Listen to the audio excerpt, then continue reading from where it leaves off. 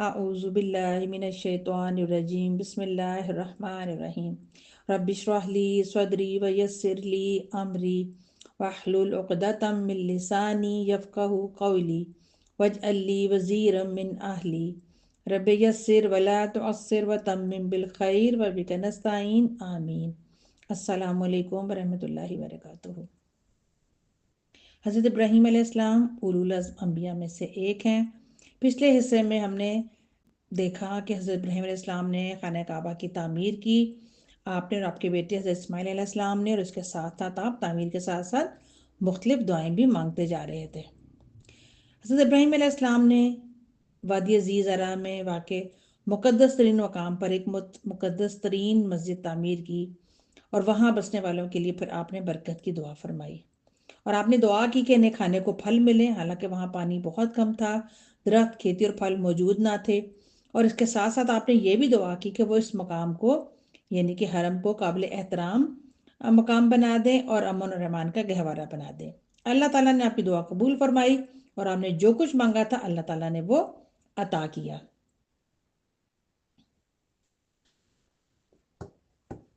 اس کے بعد حضرت ابراہیم علیہ السلام نے ایک اور عظیم دعا کی کہ اللہ تعالیٰ ان میں انہی سے یعنی انہی کی جنس سے ان کی فصیح و بلیغ اور خالص زبان بولنے والا رسول مبعوث فرما، تاکہ دونوں طرح کی نعمتیں حاصل ہو جائیں، دنیا کی نعمت بھی اور دین کی نعمت بھی، اور دنیا کی سعادت بھی اور آخرت کی سعادت بھی۔ اللہ تعالیٰ نے یہ بھی دعا قبول فرمائی اور ایک رسول مبعوث فرمایا۔ کتنا عظیم رسول جس پر اس نے نبوت رسالت کا سلسلہ ختم کر دیا، اور ایسا کامل دین عطا فرمایا جیسا پہلے کسی قوم کو نہیں ملا تھا، اور آپ کی دعوت دنیا کی ہر قوم، ہر زبان، ہر علاقے، ہر ملک بلکہ قیامت تک ہر زمانے کے لیے عام فرماتی۔ یہ چیز بھی رسول اللہ صلی اللہ علیہ وسلم کا ایک خصوصی شرف ہے جو کسی اور نبی کو حاصل نہیں ہوا۔ آپ صلی اللہ علیہ وسلم کریمانہ اخلاق کے حامل، امت کے لیے کامل شفقت اور رحمت کے جذبات رکھنے والے، معزز خاندان کے فرزند اور افضل ترین شہر کے رہنے والے تھے۔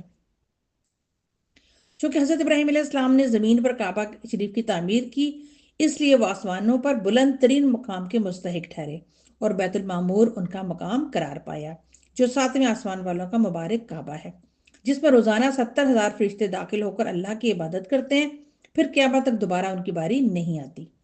تو ایک طویل عرصے تک حضرت ابراہیم علیہ السلام کی تعمیر کردہ عمارت قائم رہی۔ اس کے بعد قریش نے کعبہ کو تعمیر کیا۔ انہوں نے ابراہیمی تعمیر سے شام کی طرف یعنی شمالی جانب سے کچھ حصہ چھوڑ دیا، اور موجودہ تعمیر اسی کے مطابق ہے۔ حضرت عائشہ رضی اللہ تعالیٰ عنہا سے روایت ہے کہ رسول اللہ صلی اللہ علیہ وسلم نے فرمایا، کیا تجھے معلوم ہے کہ تیری قوم نے جب کعبہ تعمیر کیا تو ابراہیم کی بنیادوں سے کم کر دیا؟ میں نے عرض کیا، اللہ کے رسول، آپ اسے دوبارہ ابراہیم کی بنیادوں پر تعمیر نہیں کریں گے؟ آپ نے فرمایا، اگر تیری قوم کفر سے ابھی ابھی نکل کر نہ آئی ہوتی تو میں ایسے ہی کرتا۔ حضرت عبداللہ بن زبیر رضی اللہ تعالیٰ عنہ نے اپنے دور حکومت میں کعبہ شریف کو اسی طرح تعمیر کروایا تھا جس طرح انہیں ان کی خالہ محترمہ حضرت ام المومنین حضرت عائشہ نے بتایا تھا۔ رسول اللہ صلی اللہ علیہ وسلم نے فرمایا کہ جب 73 ہجری میں حجاج بن یوسف نے انہیں شہید کر دیا تو خلیفہ وقت عبد الملک بن مروان سے مشورہ کیا کہ کعبے کا کیا کیا جائے۔ ان کا خیال تھا کہ حضرت عبداللہ بن زبیر نے یہ کام اپنی رائے سے کیا، چنانچہ خلیفہ نے حکم دیا کہ کعبہ کو دوبارہ پرانے انداز پر بنا دیا جائے۔ تو انہوں نے شام کی طرف کی دیوار توڑ کر حتیم کو الگ کر دیا، پھر دیوار پر وہ جگہ چھوڑ کر تعمیر کر کے زائد پتھر کعبہ کے اندر پھینک دیے۔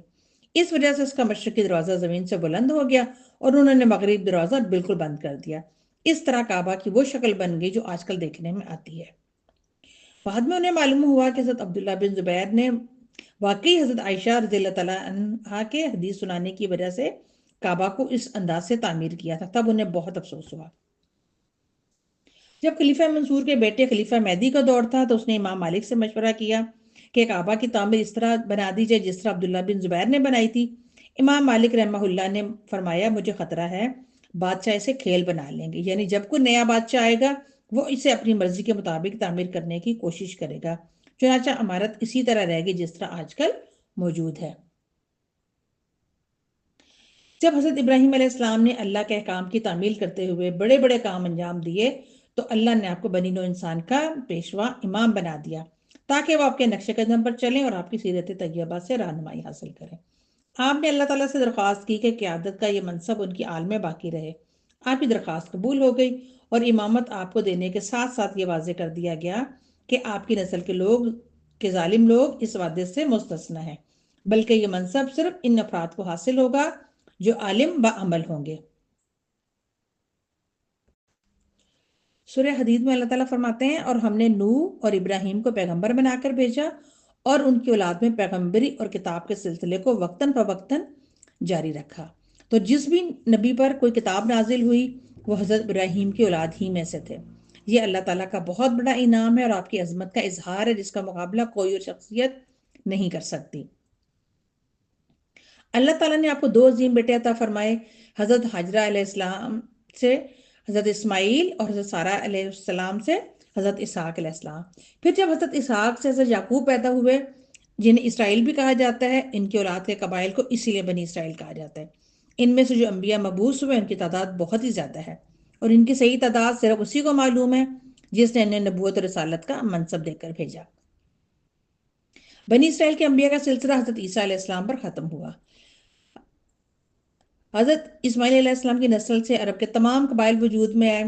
آپ کی اولاد میں سے صرف ختم النبیین سید الانبیاء والمرسلین دنیا اور آخرت میں انسانیت کے لیے باعث فخر حضرت محمد صلی اللہ علیہ وسلم تشریف لائے۔ اللہ تعالیٰ کی رحمتیں، درود اور صلاۃ والسلام ہوں آپ کی ذات اقدس پر صلی اللہ علیہ وسلم۔ نبی کریم صلی اللہ علیہ وسلم کا ارشاد ہے کہ میں ایسے مقام پر فائز ہوں گا کہ تمام لوگ حتیٰ کہ حضرت ابراہیم بھی میری طرف راغب ہوں گے۔ اس حدیث میں حضرت ابراہیم علیہ السلام کی مزید مدح ہے، جس سے ظاہر ہوتا ہے کہ رسول اللہ صلی اللہ علیہ وسلم کے بعد دنیا اور آخرت میں سب سے عظیم شخصیت آپ علیہ السلام کی ہے۔ حضرت عبداللہ بن عباس سے روایت ہے کہ انہوں نے فرمایا، رسول اللہ صلی اللہ علیہ وسلم حضرت حسن اور حضرت حسین کو تکلیف دینے والی اشیاء سے پناہ کی مندرجہ ذیل دعا سکھاتے تھے اور فرماتے تھے، تمہارے جد امجد حضرت ابراہیم علیہ السلام بھی اسی دعا کے ذریعے سے اسماعیل اور اسحاق علیہ السلام کو اللہ کی پناہ میں دیتے تھے۔ اعوذ بکلمات اللہ التامۃ من کل شیطان وہامہ ومن کل عین لامہ۔ میں پناہ حاصل کرتا ہوں اللہ کے کامل کلمات کے ساتھ ہر شیطان اور زہریلے جانور سے، ہر بری نقصان دینے والی نظر سے۔ اور جب حضرت ابراہیم علیہ السلام نے اللہ تعالیٰ سے عرض کیا کہ پروردگار مجھے دکھا دیں کہ آپ مردوں کو کیسے زندہ کریں گے، تو اللہ تعالیٰ نے کہا کہ کیوں؟ آپ نے کہا کہ میں دیکھنا چاہتا ہوں، مطلب میرا دل اطمینان حاصل کرنا چاہتا ہے کہ آپ کس طرح سے مردوں کو زندہ کریں گے۔ تو اللہ تعالیٰ نے آپ سے کہا کہ آپ 4 پرندے لے لیں اور ان کو اپنے ساتھ مانوس کر لیں۔ جب آپ سے مانوس ہو جائیں تو آپ ان کے ٹکڑے ٹکڑے کر کے 4 مختلف پہاڑوں کے اوپر ان کو رکھ دیجیے گا، اور پھر ان کا ایک ایک ٹکڑا، پھر ان کو اپنے پاس بلائیں گے تو اس کا جو ٹکڑے ہیں وہ دوڑتے چلے آئیں گے۔ تو اللہ تعالیٰ نے آپ کی اس درخواست کو بھی قبول فرمایا، اور آپ نے اسی طرح سے 4 پرندے لیے اور ان کے اپنے ساتھ مانوس کر لیا۔ اللہ تعالیٰ نے پھر آپ کو حکم دیا کہ ان کے گوشت اور پروں کو ٹکڑے ٹکڑے کر کے سب کو خوب ملا لیں، یعنی مکس کر دیں سب کے ٹکڑے آپس میں، اور پھر اس ملے جلے گوشت کے حصے کر کے ہر پہاڑ پر ایک ایک حصہ رکھ دیں۔ پھر انہیں حکم دیا کہ انہیں کہیں کہ اللہ کے حکم سے آ جاؤ۔ جب آپ نے انہیں پکارا تو ہر پرندے کے اعضاء ایک دوسرے سے جا ملے اور ہر پرندے کے پر آپس میں مل کر اس سے جڑ گئے۔ اس طرح ہر پرندے کا بدن تمام اجزاء کے ساتھ ویسا ہی بن گیا جیسا کہ وہ ذبح ہونے سے پہلے تھا۔ آپ نے اللہ کی قدرت کا یہ سارا منظر اپنی آنکھوں سے ملاحظہ فرمایا۔ بلانے پر وہ پرندہ بھاگ کر آپ کے پاس آ گئے تاکہ اڑ کر آنے کی نسبت زیادہ بہتر انداز سے آپ مشاہدہ فرما سکیں۔ کہتے ہیں کہ آپ کو حکم دیا گیا تھا کہ پرندوں کے سر اپنے ہاتھ میں پکڑے رکھیں، چنانچہ ہر پرندہ اپنے سر کی طرف آتا گیا اور اسی جسم سے اسی طرح جڑتا گیا جس طرح سے کہ وہ پہلے تھا۔ واقعی اللہ کے سوا کوئی معبود نہیں۔ حضرت ابراہیم علیہ السلام کو اس بات کا یقین تھا کہ اللہ تعالیٰ مردوں کو زندہ کرنے پر قادر ہے، اور انہیں اس میں کسی قسم کا کوئی شک بھی نہیں تھا، لیکن انہوں نے چاہا کہ اس چیز کو آنکھوں سے دیکھ لیں تاکہ انہیں یقین کامل سے بلند تر درجہ عین الیقین حاصل ہو جائے، اور اللہ تعالیٰ نے آپ کی درخواست قبول فرما کر آپ کو یہ آپ کا مطلوبہ مشاہدہ کروا دیا۔ قرآن مجید میں مختلف جگہوں پر یہود و نصارہ کی زبردست تردید فرمائی، جن کا دعویٰ یہ تھا کہ حضرت ابراہیم علیہ السلام انہی کے مذہب پر تھے۔ اللہ تعالیٰ نے ان کے دعوے کی تردید کی کہ حضرت ابراہیم علیہ السلام ان کے مذہب اور طریقے پر تھے۔ اللہ تعالیٰ نے ان لوگوں کی جہالت اور کم عقلی واضح کرتے ہوئے فرمایا، حالانکہ تورات اور انجیل تو ان کے بعد اتری ہیں، یعنی وہ تمہارے ہم مذہب کس طرح ہو سکتے ہیں جبکہ تمہاری شریعتیں ان سے طویل مدت کے بعد نازل ہوئی ہیں۔ اسی لیے فرمایا افلا تعقلون، کیا تم عقل نہیں رکھتے؟ اور آپ نے اللہ تعالیٰ نے یہ بھی فرمایا کہ ابراہیم علیہ السلام نہ تو یہودی تھے نہ عیسائی تھے، بلکہ ان سب چیزوں سے بے تعلق ہو کر وہ ایک اللہ کے ہو رہے تھے اور اسی کے فرما بردار تھے، اور وہ مشرکوں میں سے نہیں تھے۔ تو اللہ تعالیٰ نے واضح فرما دیا کہ وہ حنیف تھے، اپنے قصد اور ارادے کے ساتھ اخلاص پر کاربند تھے، اور انہوں نے سمجھ بوجھ کر باطل کو چھوڑ کر حق کی راہ اختیار کی تھی، جو یہودیت، عیسائیت اور مشرکانہ مذاہب سب کے خلاف ہے۔ اللہ تعالیٰ نے اپنے خلیل کو یہودیت اور نصرانیت سے بری قرار دیا اور واضح فرمایا کہ وہ ایک اللہ کے ہو جانے والے مسلم تھے اور ان کا مشرکین سے کوئی تعلق نہیں تھا۔ آل عمران نے فرمایا ابراہیم سے قریب تر تو وہ لوگ ہیں جنہوں نے ان کی پیروی کی، اور ان سے مراد وہ لوگ ہیں جنہوں نے آپ کے زمانے مبارک میں آپ کی پیروی کی، اور وہ بھی مراد ہیں جو بعد کے زمانوں میں آپ کے دین پر قائم رہے۔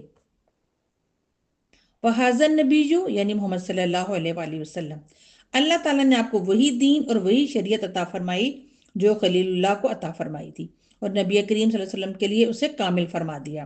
رسول اللہ صلی اللہ علیہ وسلم کو وہ کچھ عطا فرمایا جو پہلے کسی نبی یا رسول کو عطا نہیں فرمایا تھا۔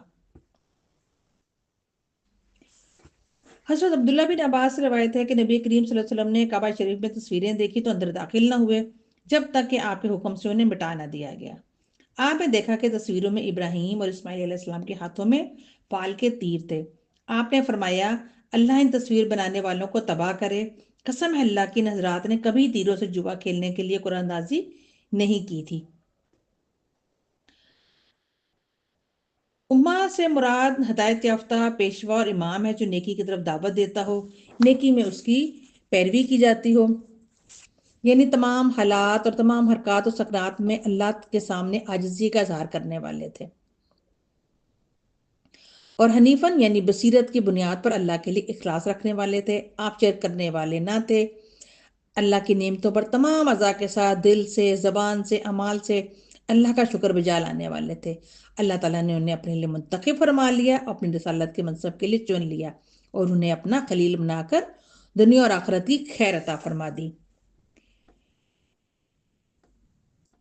اسی لیے اللہ تعالیٰ نے آپ کو اپنا خلیل بنا لیا، اور خلا کا مطلب ہے محبت کا اعلیٰ ترین مقام اور کامل ترین درجہ۔ تو خاتم الانبیاء سید المرسلین حضرت محمد صلی اللہ علیہ وسلم بھی اسی مقام پر فائز تھے۔ صحیح میں رسول اللہ صلی اللہ علیہ وسلم کا ارشاد ہے کہ لوگوں، اللہ نے مجھے خلیل بنایا ہے، اور نبی کریم صلی اللہ علیہ وسلم نے آخری خطبے میں بھی ارشاد فرمایا کہ لوگوں، اگر میں زمین کے کسی فرد کو خلیل بناتا تو ابو بکر کو خلیل بناتا، یعنی تمہارا ساتھی اللہ کا، تمہارا ساتھی سے مراد آپ صلی اللہ علیہ وسلم ہے کہ تمہارا ساتھی اللہ کا خلیل ہے۔ اللہ تعالیٰ نے قرآن مجید میں بہت سے مقامات پر حضرت ابراہیم کی تعریف کی ہے، اور ایک قول کے مطابق آپ کا اسم گرامی قرآن مجید کی 25 صورتوں میں 69 بار 69 ٹائمز آیا ہے، جس میں سے 15 مقامات صرف سورہ بقرہ میں ہیں۔ حضرت ابراہیم علیہ السلام کا شمار 5 اولو العزم انبیاء میں سے ہوتا ہے، جن کو اللہ تعالیٰ نے قرآن مجید میں تمام انبیاء میں سے خاص طور پر نام لے کر ذکر فرمایا۔ اور جب ہم نے پیغمبروں سے عہد لیا، اور تم سے اور نوح علیہ السلام سے اور ابراہیم سے اور موسیٰ سے اور مریم کے بیٹے عیسیٰ علیہ السلام سے، اور عہد بھی ان سے پکا لیا۔ تو اولو العزم پیغمبروں میں حضرت محمد صلی اللہ علیہ وسلم کے بعد آپ ہی سب سے افضل ہیں۔ آپ ہی کو رسول اللہ صلی اللہ علیہ وسلم نے 7ویں آسمان پر اسی بیت المعمور سے ٹیک لگا کر بیٹھے دیکھا تھا، جس میں روزانہ 70,000 فرشتے داخل ہوتے ہیں، اور پھر دوبارہ ان کی کبھی باری نہیں آتی۔ حضرت ابو ہریرہ سے روایت ہے کہ آپ نے فرمایا کریم بن کریم بن کریم بن کریم یوسف بن یعقوب بن اسحاق بن ابراہیم۔ حضرت ابو ہریرہ سے روایت ہے کہ انہوں نے فرمایا رسول اللہ صلی اللہ علیہ وسلم سے عرض کیا کہ سب سے معزز انسان کون ہے؟ آپ نے فرمایا سب سے زیادہ معزز وہ ہے جو سب سے زیادہ متقی ہے۔ صحابہ نے عرض کیا ہم آپ سے یہ بات نہیں پوچھ رہے۔ آپ نے فرمایا سب سے معزز انسان حضرت یوسف علیہ السلام، ہیں اللہ کے نبی تھے، اللہ کے نبی کے بیٹے تھے، اللہ کے نبی کے پوتے تھے اور اللہ کے خلیل کے پڑ پوتے تھے۔ انہوں نے عرض کیا ہم آپ سے یہ بات بھی نہیں پوچھ رہے۔ فرمایا تم مجھ سے عرب کے قبائل کے بارے میں پوچھ رہے ہو؟ انہوں نے کہا جی ہاں۔ آپ نے فرمایا جو لوگ جاہلیت میں بہتر تھے وہ اسلام میں بھی بہتر ہیں جب دین کی سمجھ حاصل کر لیں۔ حضرت عبداللہ بن عباس سے روایت ہے کہ نبی پاک صلی اللہ علیہ وسلم نے فرمایا لوگ قبروں سے بے لباس اور غیر مختون اٹھیں گے، سب سے پہلے حضرت ابراہیم علیہ السلام کو لباس پہنایا جائے گا۔ پھر آپ نے یہ آیت تلاوت فرمائی کما بدانا اول خلق نعیدہ، جس طرح ہم نے کائنات کو پہلے پیدا کیا اسی طرح دوبارہ پیدا کریں گے۔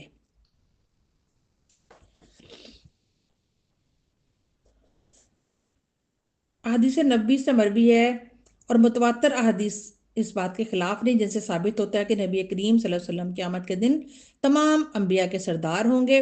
اسی طرح ساتھ حضرت ابی بن کعب سے مروی ہے اور یہ بھی حدیث کے خلاف نہیں کہ نبی کریم صلی اللہ علیہ وسلم فرمایا میری تیسری دعا کو اس دن کے لیے ملتوی کر دیا گیا جس دن تمام لوگ حتیٰ کہ حضرت ابراہیم علیہ السلام بھی میرے قرب کے خواہش مند ہوں گے، چونکہ حضرت ابراہیم علیہ السلام حضرت محمد صلی اللہ علیہ وسلم کے بعد سب سے افضل رسول ہیں، اسی لیے نمازی کو حکم دیا گیا کہ تشہد میں آپ صلی اللہ علیہ وسلم پر درود پڑھے۔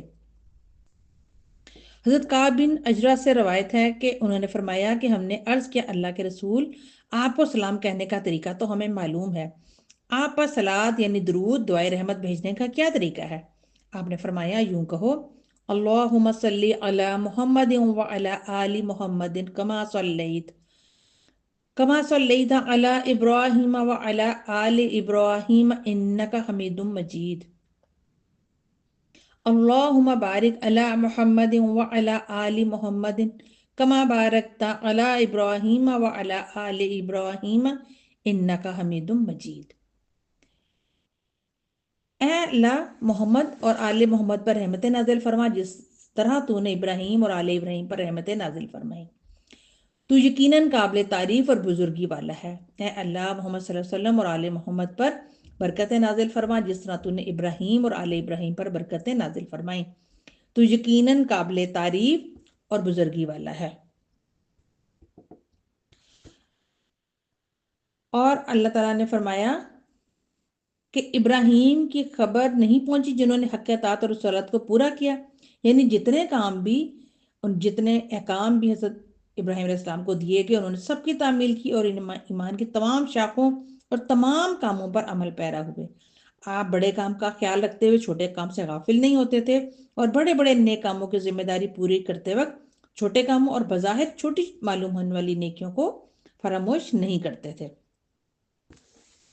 کیونکہ اللہ تعالیٰ کہتے ہیں جب ہم نے ابراہیم کو چند باتوں میں آزمایا تو انہوں نے ان کو پورا کر دکھایا۔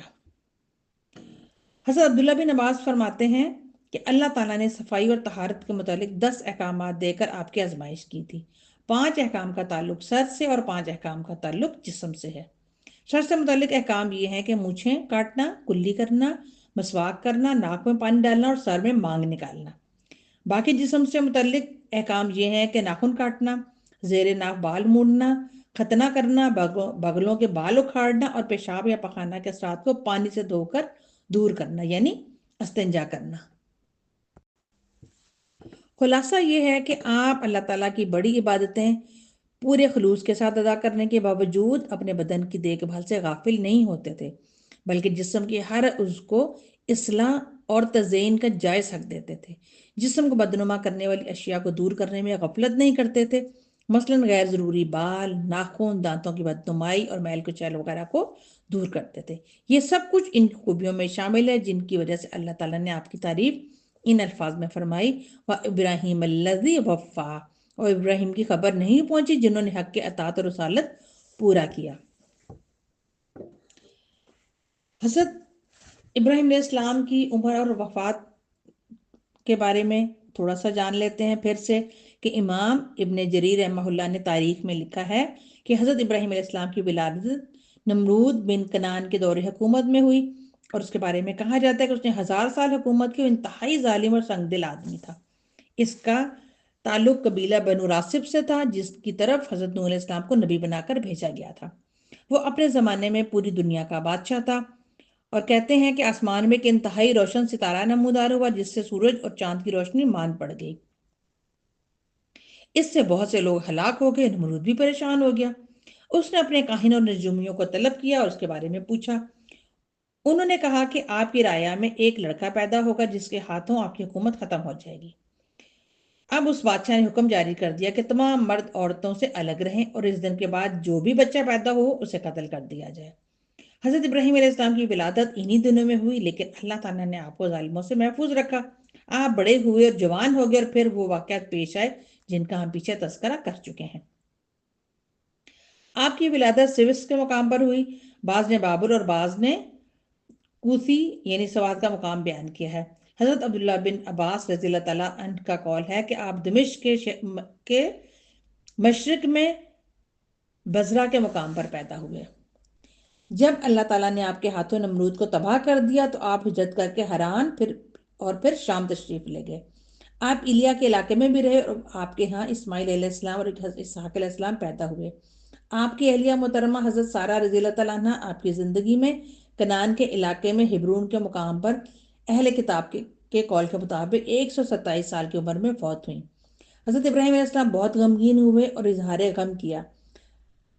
پھر بنی حیث کے ایک شخص افرون بن سخر سے 400 مسکال کے عوض ایک غار خریدا اور سارہ علیہ السلام کو وہاں دفن کر دیا۔ کہا جاتا ہے کہ حضرت ابراہیم علیہ السلام نے اپنے بیٹے اسحاق کی شادی رفقہ بنت بتویل بن ناہور بن طارق سے کی۔ اہل کتاب کہتے ہیں کہ حضرت ابراہیم علیہ السلام نے کنتورہ سے شادی کی جن سے اولاد بھی ہوئی۔ پھر حضرت ابراہیم علیہ السلام بیمار ہو گئے اور 175 سال کی عمر میں وفات پائی۔ افرون حیثی کے کھیت میں اپنی زوجہ محترمہ کے قریب مذکورہ والا غار میں دفن ہوئے جو ہبرون میں واقع ہے۔ آپ کے دفن کا اہتمام حضرت اسماعیل علیہ السلام اور حضرت اسحاق علیہ السلام نے کیا، اور صحیح بخاری میں آتا ہے کہ آپ نے اپنا ختنہ 80 سال کی عمر میں کیا تھا، اور آپ کی قبر مبارک اور حضرت اسحاق اور حضرت یعقوب کی قبریں اسی چار دیواری میں واقع ہیں۔ حضرت سلمان بن داؤد نے تعمیر کیا تھا۔ یہ ہبرون کے شہر میں ہے جو آج کل الخلیل کے نام سے معروف ہے۔ اس چار دیواری میں قبروں کی جگہ کا بالکل صحیح تعین نہیں کیا جا سکتا، اس لیے اس پورے قطع زمین کا احترام کرنا چاہیے اور اس میں چلنے پھرنے سے اجتناب کرنا چاہیے تاکہ لا علمی میں ان میں سے کسی مقدس ہستی کی قبر پر پاؤں نہ آ جائے۔ حضرت ابراہیم علیہ السلام کی اولاد میں سب سے پہلے حضرت اسماعیل پیدا ہوئے جو مصر کے قبطی خاندان سے تعلق رکھنے والی حضرت ہاجرہ سے تھے۔ اس کے بعد آپ کی چچا زاد حضرت سارہ سے آپ کے بیٹے اسحاق علیہ السلام پیدا ہوئے۔ ان کے بعد حضرت ابراہیم نے کنتورہ بنت یقطن کنانیہ سے شادی کی جن سے آپ کے 6 بیٹے پیدا ہوئے۔ ان کے نام یہ ہیں مدین، زمران، سرج، یشکا، نشک، اور چھٹے کا نام معلوم نہیں۔ ان کے بعد آپ نے جہون حجون بنت امین سے شادی کی جن سے آپ علیہ السلام کے بیٹے کسان، سورج، امیم، لطان اور نافذ پیدا ہوئے، اور ابو القاسم سہیلی نے اپنی کتاب التاریخ والعام میں اسی طرح سے اس کو بیان کیا ہے۔ اللہ تعالیٰ ہمیں حضرت ابراہیم علیہ السلام کی سیرت کو سننے، سمجھنے اور اس پر عمل کرنے کی توفیق عطا فرمائے، اور اپنی جیسی دعائیں آپ نے اپنی اولاد کے لیے مانگی، اپنی ذریت کے لیے مانگی، اللہ تعالیٰ وہ ساری دعائیں ہمیں اپنے لیے، اپنی اولادوں کے لیے اور ان کی ذریتوں کے لیے مانگنے کی توفیق عطا فرمائے۔ اللہ تعالیٰ ہمیں بھی اپنا خلیل بنا لے، اور اللہ تعالیٰ ہمیں بھی وہ نیک کام کرنے کی توفیق عطا فرمائے جس سے وہ راضی ہو، اور اللہ تعالیٰ ہمیں اس حال میں موت دے کہ وہ ہم سے راضی ہو اور ہم اس سے راضی ہوں۔ وآخر دعوانا ان الحمدللہ رب العالمین۔ السلام علیکم ورحمۃ اللہ وبرکاتہ۔ سبحانک اللہم و بحمدک، اشہد ان لا الہ الا انت، استغفرک و اتوب الیک۔